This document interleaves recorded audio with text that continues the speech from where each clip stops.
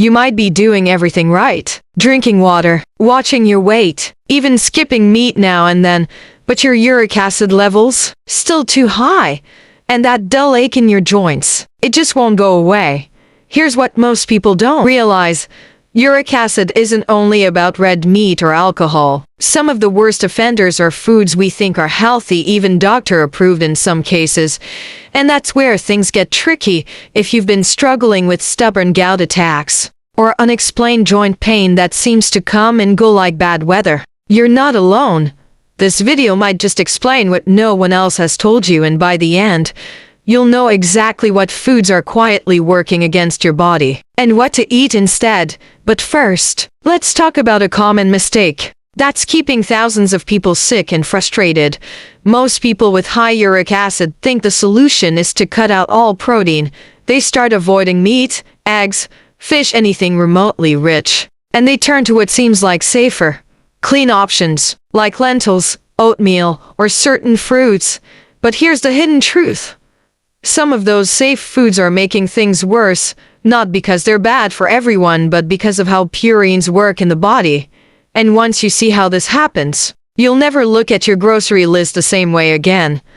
Let's start with something that surprises most people: oatmeal.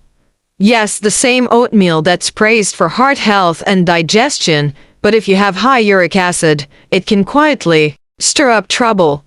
Why? Because oatmeal contains moderate levels of purines, the compounds your body breaks down into uric acid. And while it's not as heavy as red meat, eating it daily, especially in large portions, can nudge your uric acid levels higher without you realizing it. Now, does that mean oatmeal is evil? No. But for someone prone to gout flare-ups or joint pain, it might be one of those healthy foods that backfires silently. And it's not alone. Let's talk about cauliflower next. It's low in calories, full of fiber, and perfect for weight loss, right? But hidden inside those fluffy florets are purines that metabolize into uric acid, and while it may not cause instant harm, regular servings over time can build up pressure inside your joints. And what about spinach? It's rich in iron. Yes, but also surprisingly high in purines. In fact, it's often ranked among the top vegetables to avoid if you're uric acid sensitive. You see the pattern here. The body doesn't care whether the purines came from a donut or a leafy green once it converts them. The result is the same. Uric acid crystals that inflame your joints and make simple movements feel like punishment. So maybe you've been eating oatmeal for breakfast, spinach salad for lunch, cauliflower mash for dinner, all while wondering why your pain keeps returning. But the problem isn't just these foods individually. It's how they add up silently over days and weeks, quietly raising your uric acid while you think you're doing everything right. And this next one, it fools nearly everyone. It's called fructose, not table sugar, not candy, but the natural sugar found in fruit. Now wait, does that mean fruit is bad? Not exactly. But certain fruits, especially those high in fructose, like apples, grapes, mangoes, and pears, can quietly raise uric acid levels if eaten in excess. Here's why. When your liver breaks down fructose, it uses a lot of energy and in the process, produces uric acid as a byproduct. And if you're already prone to gout or joint pain, that extra uric acid can push your body over the edge. And yet, so many people eat fruit thinking it's the cleanest choice possible. They sip healthy fruit smoothies, snack on grapes, drink apple juice with breakfast, but no one told them these natural sugars still come with a metabolic price. And then there's whole wheat bread. Yes, even whole grain options. They're often marketed as heart healthy and diabetes friendly. But few realize that many grains and breads are moderate to high in purines, especially when eaten in large portions or multiple times a day. So now you've got someone eating oatmeal, whole wheat toast, spinach salad, and sipping on a fruit smoothie. And they're still waking up with burning toes and stiff joints. They feel confused, defeated, like their body is betraying them. But it's not betrayal. It's just misunderstood biology. Because here's the thing.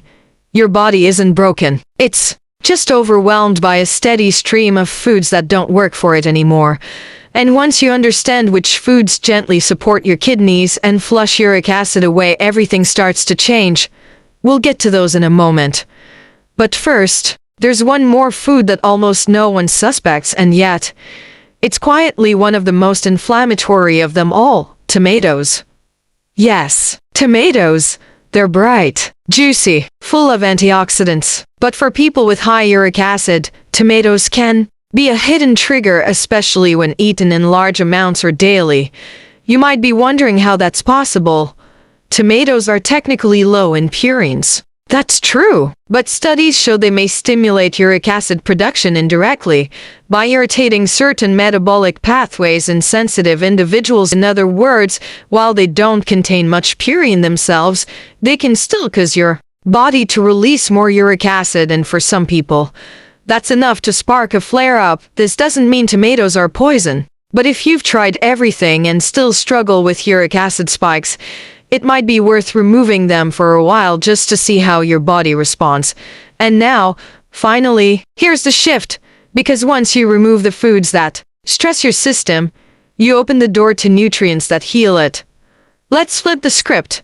Instead of oatmeal, try chia seed pudding. It's rich in fiber and omega-3s, and gentle on purine levels. Instead of high fructose fruits, go for berries, like cherries, blueberries, and strawberries. These don't just avoid raising uric acid, they may actually help lower it. For greens, swap spinach with kale or romaine. They're safer, nutrient-rich, and far less likely to trigger inflammation. And instead of refined breads, choose quinoa or sweet potatoes, complex carbs that nourish your body without overwhelming your liver. These aren't just substitutions. They're signals to your body that say, "I'm listening now, I understand what you need." And when you make that shift, slowly, without judgment, the pain starts to fade, the stiffness softens, and your energy, the kind you haven't felt in years, begins to return. Because the power to change was never in the medicine cabinet, it was always on your plate. Most people don't realize how much food shapes their pain.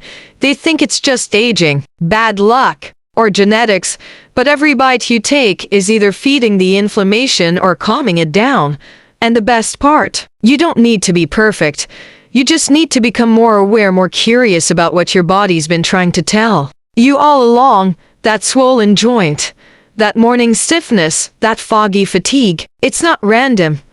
It's a whisper from within, asking you to look a little closer at your plate. And once you do, you don't just reduce uric acid. You reclaim a part of your life that pain tried to steal. So the next time you stand in the kitchen, unsure of what to eat, remember this: healing doesn't come from cutting everything out. It comes from making small, informed changes that your body can feel. And over time, those changes become habits. And those habits become freedom, the kind that lets you move, laugh, sleep, and live again without the dull fear of pain lurking underneath it all. If this helped you, consider subscribing for more calm health wisdom.